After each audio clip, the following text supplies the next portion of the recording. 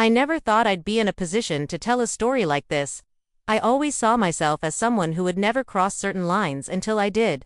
It's strange how you can go so long feeling like everything is fine, only to realize something vital has been missing when someone unexpected comes along and wakes you up. That's how I found myself breathless, trembling, in the arms of a man who wasn't my husband. "Please, slow down," I whispered, voice unsteady, overwhelmed by how different, how much more intense he felt. I wasn't sure I could take it, but the second I felt him, I knew I wanted to try. My husband, Ethan, is a good man. He's everything society tells you to want: dependable, kind, loving. We built a life together, and for a long time, that was enough. But over time, the spark faded. Our love grew safe, routine. Our intimacy became a quiet, predictable pattern, familiar, but lacking. Neither of us said anything. We were comfortable, and comfort is hard to leave. I never planned to stray, never considered infidelity until Damian. He worked with Ethan, confident, self-assured, the kind of man who exuded danger in the most subtle ways.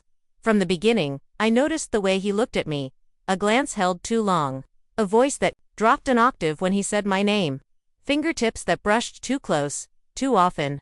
I kept telling myself it meant nothing, but I liked it, the attention, the tension. I craved it more than I admitted. Eventually, the chemistry became impossible to ignore. And one night, I didn't ignore it. Ethan was away for work. 3 days, the very first night, Damian texted, "Drinks." I knew exactly what that meant. I could have said no, but I didn't. An hour later, he was at my door. The moment he stepped inside, I felt it. The air between us was charged, electric and dangerous. And before I could think it through, he had me pressed against the door, his lips crashing into mine. And I let him. God help me, I let him. His touch was rough, urgent, and full of hunger. By the time we made it to the bedroom, I was shaking, with anticipation, with guilt, with want. When I finally felt him, my breath caught. He was more. I held on to him, nerves and thrill twisting in my gut. "It's too much," I whispered. "Please, slow." He only smirked, his lips grazing my ear. "Don't worry, sweetheart, I've got you." And he did. When it was over, I should have been ashamed, but I wasn't. I felt seen, desired, alive, and I knew then this wouldn't be the last time. Because after feeling that, how could I go back to before?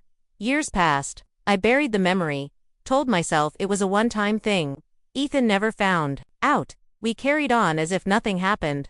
But sometimes, lying beside him at night, I would remember Damian's hands, his intensity, and the guilt began to grow. Because even though I loved my husband, I missed what I'd felt that night, the difference. But what I truly wanted, I realized, was that same fire with Ethan. It took everything in me to bring it up. One evening, after a few glasses of wine, I finally found the courage. He was watching TV.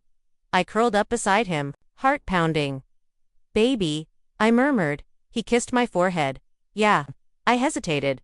"What if we tried something new? To improve our sex life?" His expression darkened. "You're not happy? I am.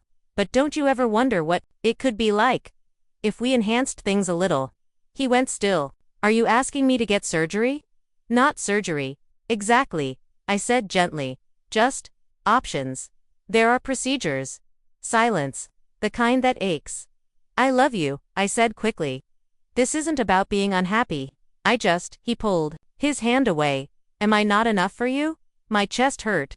I wanted to say he was. That I loved every part of him. But physically, I had felt more, and I wanted that again. With him. For weeks, we barely spoke. I thought I'd ruined us then. One night, he came home late. I was already in bed when he sat beside me. "I've been doing some research," he said quietly. "Researching what?" I asked. "Enhancement options," he said, looking into my eyes. "If it'll make you happier." "I want to try." I couldn't hold back the emotion. I didn't deserve his love, his willingness. But deep down, I wanted this. And so did he. The process took time, appointments, discussions, doubts. But I was with him through every step.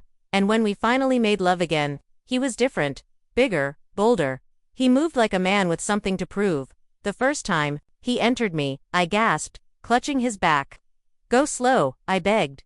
He kissed my ear and whispered, "You asked for this." And I took every inch, every deep, mind-shattering stroke. By the time it was over, I was shaking, completely undone. Ethan looked down at me, eyes gleaming. "So?" he asked with a grin. I couldn't speak. I just pulled him into a kiss, because for the first time in years, I wasn't thinking about anyone else. Not comparing. Not longing. And I knew in that moment, I would never need anyone else again.